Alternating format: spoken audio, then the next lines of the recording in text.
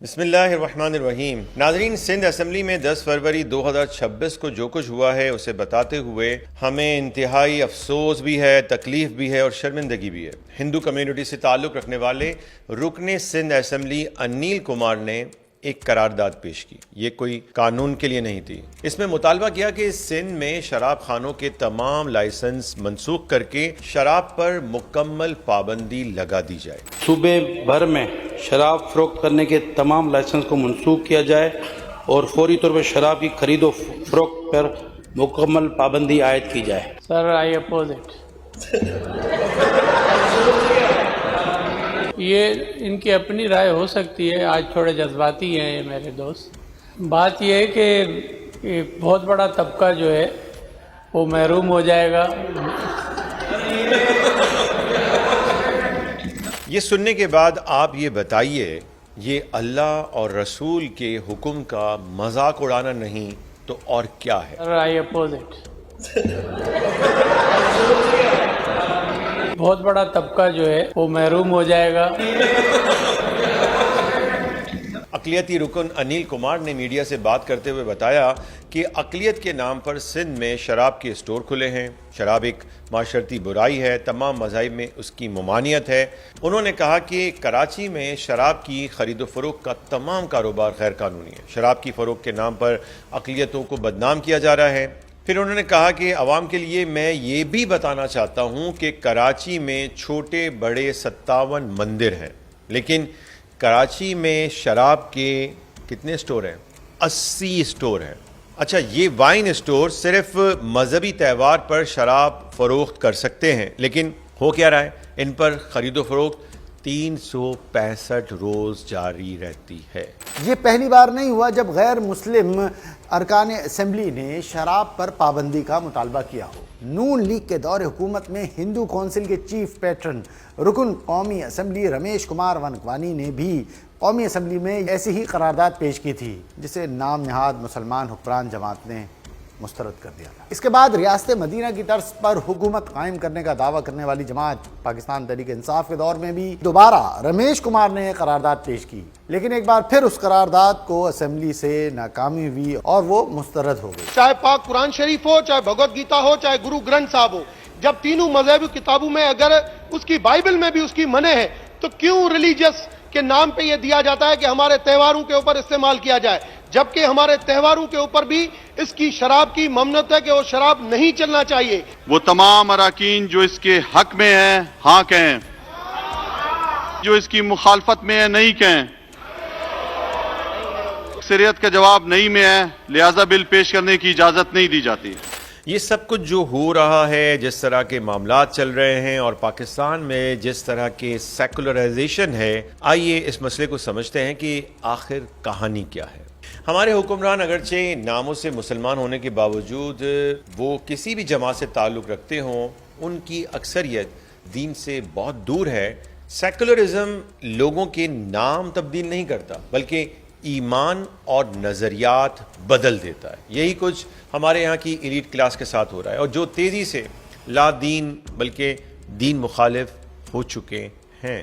کیا اللہ کی حدود کو پامال کرنا اور اس کے خلاف قانون سازی کرنا بلکہ استہزاء، مذاق اڑانا دین سے دشمنی نہیں ہے تو کیا ہے؟ کیا اللہ کا صاف اور واضح حکم پاکستان پیپلز پارٹی کے ارکان تبدیل کر سکتے ہیں؟ اگر کوئی اللہ کے حکم کو تبدیل کرے اور باوجود توجہ دلانے کے کسی فائدے کی خاطر کرے، آپ اس کو کیا کہیں گے؟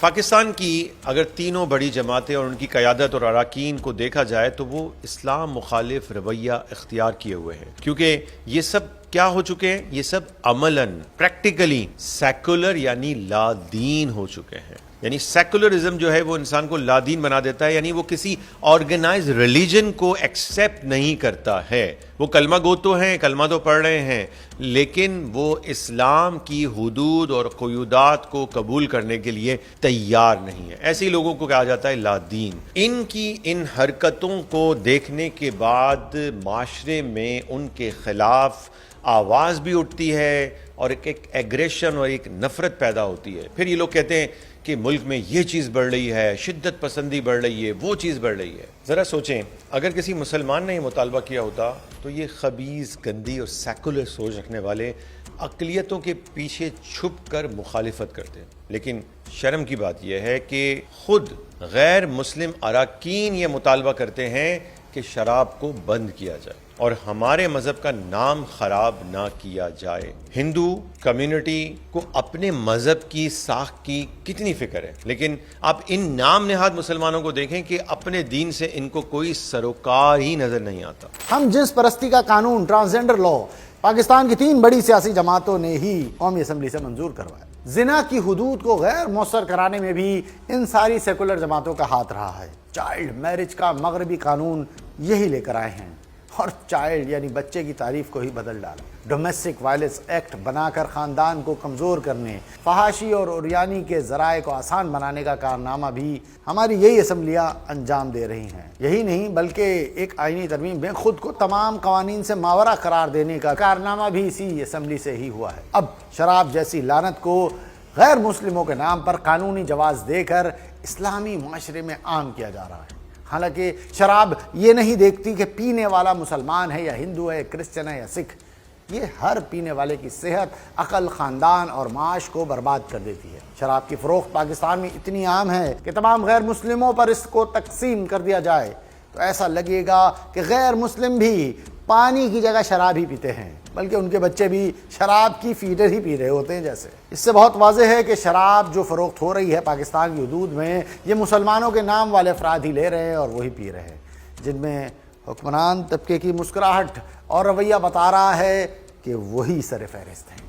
سوال یہ ہے کہ ان دانشوروں سے جو انسانی حقوق اور اقلیتی حقوق کے جعلی چیمپئن بنے ہوئے ہیں، قانون ناموس رسالہ 295C کے خلاف جن کی گز گز کی زبانیں باہر نکل آتی ہیں، اس قانون سے اقلیتیں محفوظ نہیں ہیں، اس لیے اس قانون ناموس رسالہ 295C کو ختم یا تبدیل کر دینا چاہیے، اس طرح کی باتیں یہ ہر وقت کرتے رہتے ہیں. حالانکہ قانون ناموس رسالت پر آج تک مکمل کبھی عمل درآمد ہی نہیں ہوا. کسی ایک گستاخ کو آج تک سزائے موت نہیں دی گئی ہے. اگر واقعی آپ کو اقلیتوں کی جانوں کی فکر ہے تو اس شراب کو کیوں نہیں بند کرتے، جس کی وجہ سے ہر سال سینکڑوں غیر مسلم اور مسلمان بھی مستقل ہلاک ہو رہے ہیں. کچی شراب کے واقعات آپ نہیں سنتے. سوال یہ ہے کہ کیا ہندو، کرسچن اور دیگر اقلیتوں کی مائیں جو ہیں وہ یہ چاہتی ہیں کہ ان کی اولاد شرابی بنے، اپنی صحت اور اپنے خاندان اور اپنے روزگار کو برباد کر دیں؟ کوئی ماں ایسا نہیں چاہتی ہے کہ اس کی اولاد شرابی بنے. اس لیے وہ بار بار یہ مطالبہ کر رہے ہیں کہ شراب پر پابندی لگا دی جائے.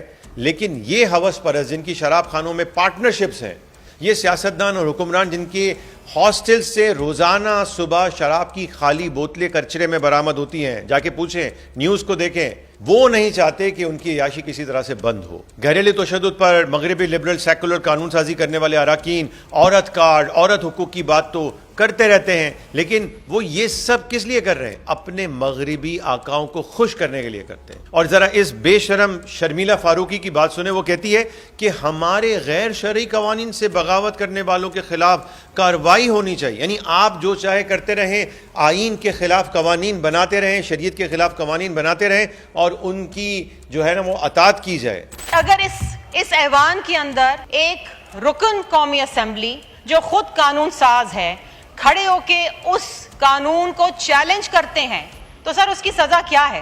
اس ایوان میں ایک قانون پاس ہوتا ہے اور آپ اس کو چیلنج کرتے ہیں اور پھر آپ یہ ریاست کو للکارتے ہیں کہ کر لو جو میرا آپ کر سکتے ہیں، تو سر اس کی سزا کیا ہوتی ہے؟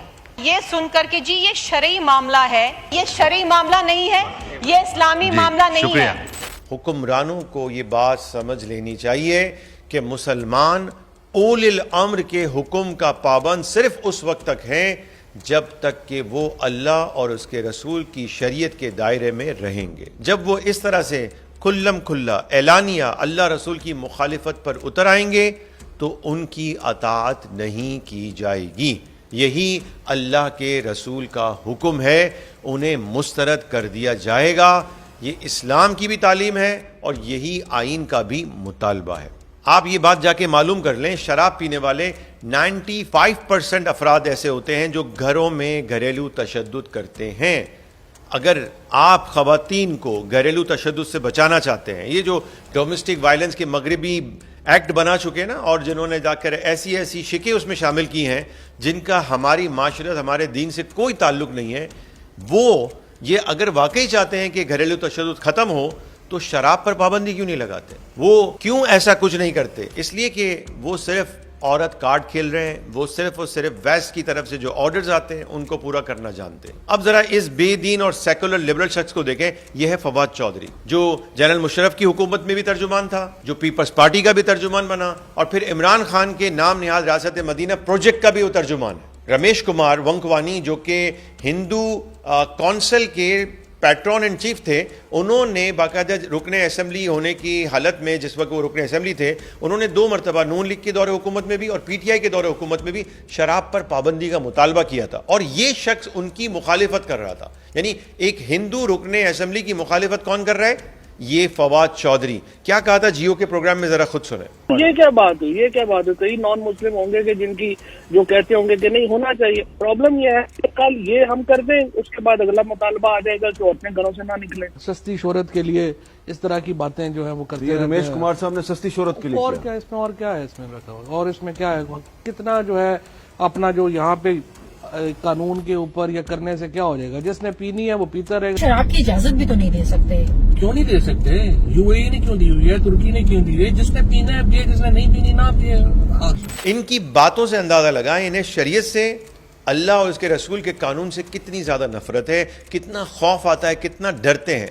اور اسی کے مقابلے میں اگر میں آپ کے سامنے یہ چیز رکھوں کہ ایک یہ ہندو سماجی لیڈر ہے آتم پرکاش, اور انہیں ہم نے جو ہے وہ اپنے ایک پروگرام میں بلایا تھا پچھلے دنوں, چند سال پہلے کی بات ہے. وہ کیا مطالبہ, وہ شریعت کے نفاذ کا مطالبہ کر رہا ہے بندہ. آپ ذرا اس کی بات سنیں. یہاں شریعت کا قانون چلنا چاہیے. کیوں میں انڈیا میں گھوم کر آؤں اور چھوٹے چھوٹے کپڑے, چھوٹی چھوٹی آزادی ہم پسند نہیں کرتے ہیں. ہم اس سوسائٹی میں بڑے ہوئے ہیں, یہ معاشرہ بہت اچھا ہے جو پردے میں عورت کی عزت اور احترام کو پسند کرتے ہیں. تو آپ ایک طرف انگریزی قانون جو 1865 کا بنا ہوا ہے, اور ایک طرف شریعت کا قانون. شریعت کے قانون میں سب کے حقوق ہیں, تو آپ لوگ کوشش کریں اسلامی قانون کو اور دوسروں کے حقوق کو آگے لائیں.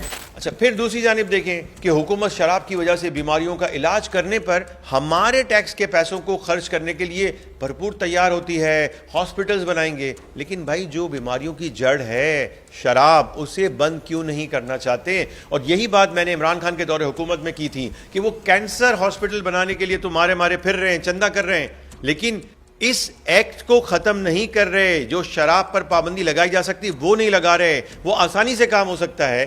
وہ شراب جو دنیا میں کینسر کی ایک بہت بڑی وجہ مانی جاتی ہے. اور یہ سب ڈرامے بازی پتہ ہے کیوں ہو رہی ہے؟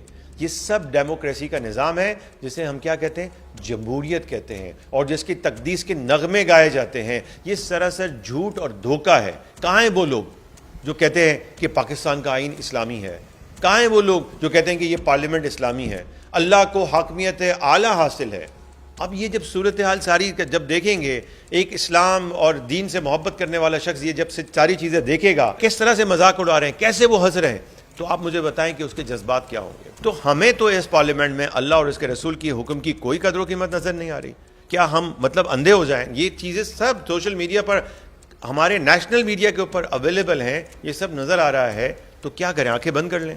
شیطانی لوگوں کی خواہش کا ہی یہ اثر ہے. حدود اللہ اور رسول اللہ کے حکم کا کوئی احترام انہیں نہیں ہے. قرآن یہ واضح بتاتا ہے کہ جب اللہ اور اس کے رسول کوئی حکم دے دیں تو پھر مسلمانوں کو کوئی اختیار نہیں رہتا ہے. تو اس لیے اس دھوکے سے باہر آ جائیں. یہ جو بہت سارے ہمارے علماء اکرام بھی یہ اس دھوکے میں مبتلا ہیں, اور وہ کہتے ہیں کہ ہم جمہوریت کے ذریعے پارلیمنٹ میں جا کر اسلام نافذ کریں گے اور جمہوریت کو وہاں جا کر اکثریتی رائے کے ساتھ ختم کر دیں گے, یا وہ یہ سمجھتے ہیں کہ ہم جمہوریت کے ذریعے اسلامی قوانین بنوانے میں کامیاب ہو جائیں گے. آپ جمہوریت میں جمہور کی رائے سے جمہوریت کو ختم نہیں کر سکتے.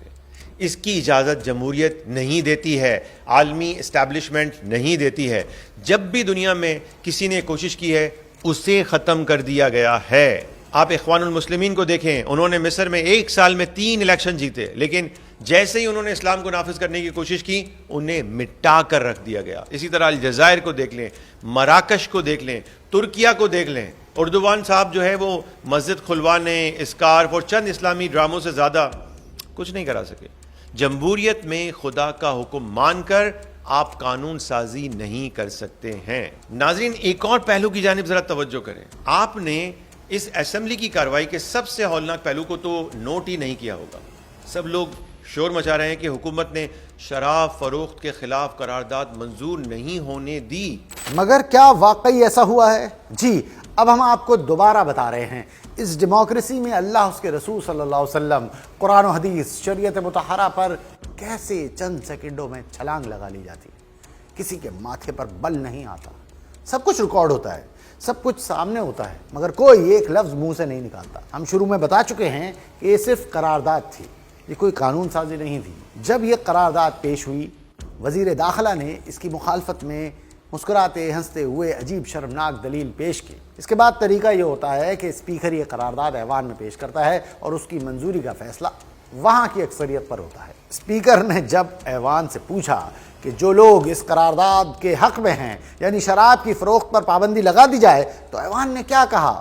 ذرا غور سے سنیے۔ Now I put the resolution to the house. Those who are for the resolution may say aye. جی، یہ کوئی ایفیکٹ نہیں ہے، دوبارہ سن لیں۔ Those who are for the resolution may say aye. جی، غور سے سنا آپ نے۔ اب اسپیکر نے پوچھا کہ اس قرارداد کی مخالفت میں کون ہے، تو اب سنیں۔ Those who are against it may say no. Against it may say no. جی، سنا آپ نے۔ تو کیا یہ اسپیکر نے نہیں سنا ہوگا؟ یہ فرق آپ خود نوٹ کر لیں۔ May say aye. Against it may say no. لیکن اس کے بعد کیا ہوا، یہ زیادہ ہولناک ہے۔ آپ نوٹ کریں کہ اسپیکر نے فیصلہ کیا دیا۔ Those who are against it may say no. The noes have it, the noes have it, and the resolution is rejected. جی ہاں، یہ ہے وہ ڈیموکریسی کی حقیقت جو اکثریت کے باوجود خدا کا کوئی حکم زبانی بھی نافذ نہیں ہونے دینا چاہتی۔ اس حرکت کے بعد پورا ایوان بھی اس پر خاموش رہا۔ یہی وجہ ہے کہ پوری دنیا پاکستان کی جمہوریت کے تحت بننے والے اسلامی قوانین، انسداد توہین مذہب اور انسداد قادیانیت کے خلاف کھڑی ہوئی ہے۔ بلکہ پاکستان ہی نہیں، پوری دنیا میں وہ کہیں بھی نہیں چاہتے کہ ڈیموکریسی کے ذریعے کوئی اسلام یا اللہ کا کوئی حکم نافذ ہو۔ یہ میں نہیں کہہ رہا، یہ سن لیں، یہ ان شیطانوں کی سرپرست اعلیٰ ایک ہے، اس کو ملعونہ آسماں جہانگیر بھی کہتے ہیں۔ یہ کیا کہہ رہی ہے؟ اور غور سنیے گا، وہ صاف کہہ رہی ہے کہ ڈیموکریسی کے ذریعے کسی بھی ملک میں کسی اسلام پسند کو اقتدار میں نہیں آنے دینا چاہیے۔ The Islamists use the ladder of democracy to reach at the top, and once they've done it, they kick it off. جی، کچھ سنا آپ نے؟ یوں گل مک گئی۔ یہی وجہ ہے کہ ہم بار بار یہ کہتے ہیں کہ پاکستان کو ایک مکمل اسلامی نظام کی ضرورت ہے۔ سیکولرزم پاکستان کو کمزور کر رہا ہے، لوگوں کو حقوق اور قوم پرستی میں مبتلا کر کے الگ الگ وطن کے مطالبے یہی جو جماعتیں ہیں اور انہی سے پیدا ہونے والے جو سیاستدان ہیں وہ اٹھوا رہے ہوتے ہیں۔ یاد رکھیں، یہ سیکولر حکمرانی ہے جنہوں نے اپنے مفادات کے لیے پہلے بھی پاکستان کے 2 ٹکڑے کیے ہیں، اور ان کی حرکتیں بتا رہی ہیں کہ یہ مزید تباہ کرنا چاہتے ہیں۔ سیکولرزم کے خلاف آواز اٹھانا عین دینی تقاضا ہے، بلکہ میں یہ کہتا ہوں کہ سیکولرزم کے خلاف آواز اٹھانا عین حب الوطنی ہے، اور اسی لیے ہم اسلامی نظام کا شعور بیدار کرنے کی کوشش کر رہے ہیں۔ ہمارا ساتھ دیں۔